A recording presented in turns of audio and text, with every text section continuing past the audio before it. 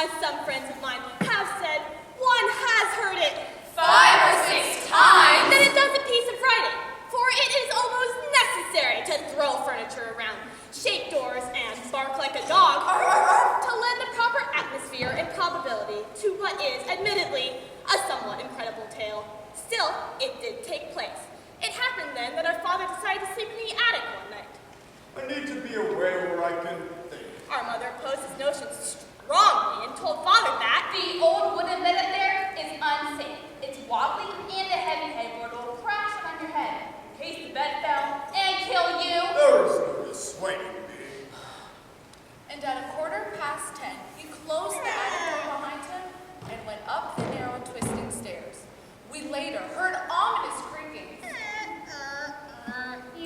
as he crawled into bed. Grandfather, who usually slept in the attic bed when he was with us, had been away for a few days. We had visiting us at this time a nervous first cousin named Briggs. Who believes she was likely to cease breathing when she was asleep? If I am not awakened every hour during the night, I might die of suffocation. I set my alarm clock to ring at intervals until morning to make sure I'm still breathing. But we persuaded her to abandon us. She slept in my room, and I told her that I was such a light sleeper that if anybody quit breathing in the same room with me, I would wake instantly.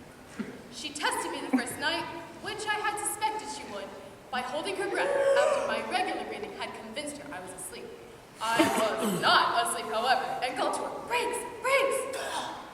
This allayed my fears a little, but I still took the precaution of putting a glass of camphor on a little table at the head of my bed. In case she didn't get to me in time, I would sniff the camphor. Briggs was not the only member of this family who had quirks. Old Aunt Militia Beal. who could whistle like a man with 2 fingers in his mouth suffered under the premonition that I am destined to die on South High Street. I was born on South High Street.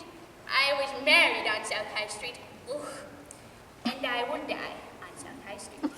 then there was Aunt Sarah Shoaf.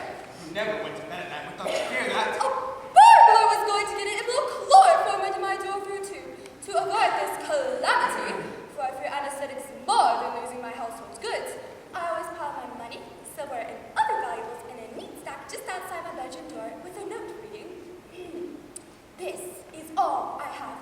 Please take it and do not use your chloroform, as this is all I have. also in the family was Aunt Gracie Shoaf, who had a Burger phobia, but I met it with fortitude. She was confident burglars had been getting into her house every night for the past 40 years.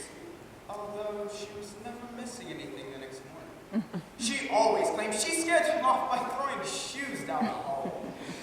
When she went to bed, she piled, where she could get them handily, all the shoes that were about her house. 5 minutes after she turned off the lights, she would sit up in bed and say, "Hark!" She would arise, open it slightly, and heave her shoe down the hall in one direction, and its mate down the hall in the other direction. Some nights I threw them all. Some nights only a couple of pair. By midnight, they were all in. The layout of the rooms and the disposition of their occupants are important for an understanding of what later occurred. In the front room upstairs were my mother and my sister Helen, who sang her song. Usually,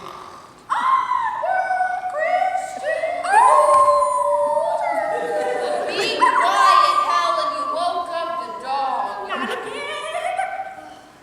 Briggs Beal was in the room adjoining this one. Our bull terrier Rex slept in the hall.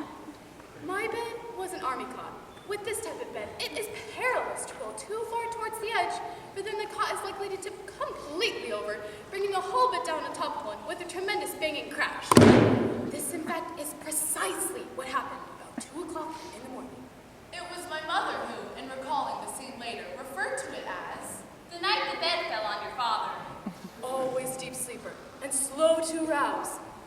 I had lied to Briggs. I was at first unconscious of what had happened when the iron cot rolled me onto the floor and toppled over me. It left me still warmly bundled up and unhurt, for the bed rested above above me like a canopy. Hence, I did not wake up, only reached the edge of consciousness and went back to sleep. The racket, however, instantly awakened Mother in the next room, who came to the immediate conclusion that her worst fear was realized. The bed upstairs has fallen, Father! Let's go get your poor father! Is everything okay, Mommy? Let's go get your poor father! He's dying! The shouting woke up Briggs. By this time, I was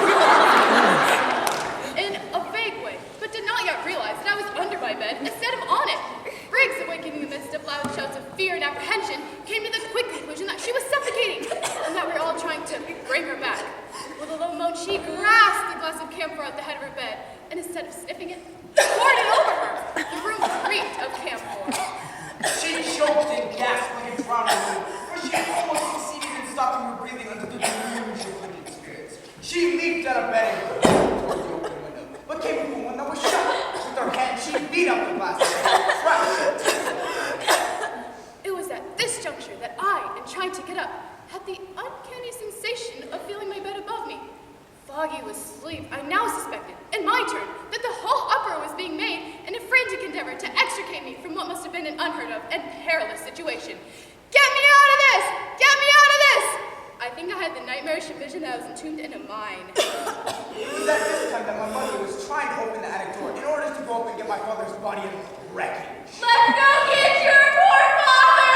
And all the shouting, my 3 aunts were sure the house had been invaded by a murderous burglar. None of them left the safety of their rooms, but their shouting could be heard. I will die on South High Street. I will die on South High Street. I will die on South High Street. And with that, she went back to sleep, snoring viciously.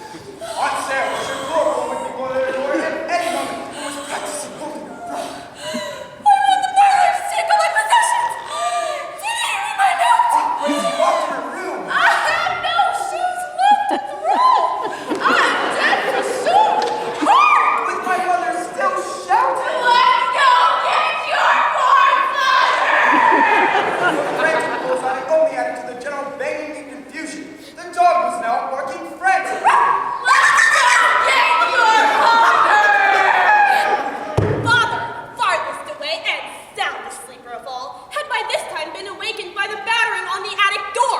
He decided that the house was on fire. I'm coming! I'm He coming! wailed in a slow, sleepy voice. It took him many minutes to regain full consciousness. My mother, still believing he was trapped under the bed, detected in his I'm coming! The low, mournful, resigned note of one who is preparing to meet his maker. He's dying! I'm all right! Briggs still believed that it was her own closeness to death that was worrying Mother.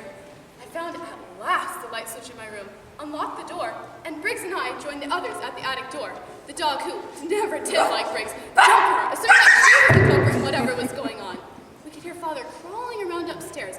I pushed Mother out of the way and pulled the attic door open with a mighty jerk, and Father came down the stairs, sleepy and irritable, but safe and sound.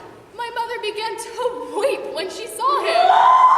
What is going on? Take all my possessions! The entire situation was finally put together like a gigantic jigsaw puzzle. Father caught a cold from prowling around in his bare feet, but there were no other bad results. I'm glad Said your mother, who always looked on the bright side of things. that your grandfather was not here.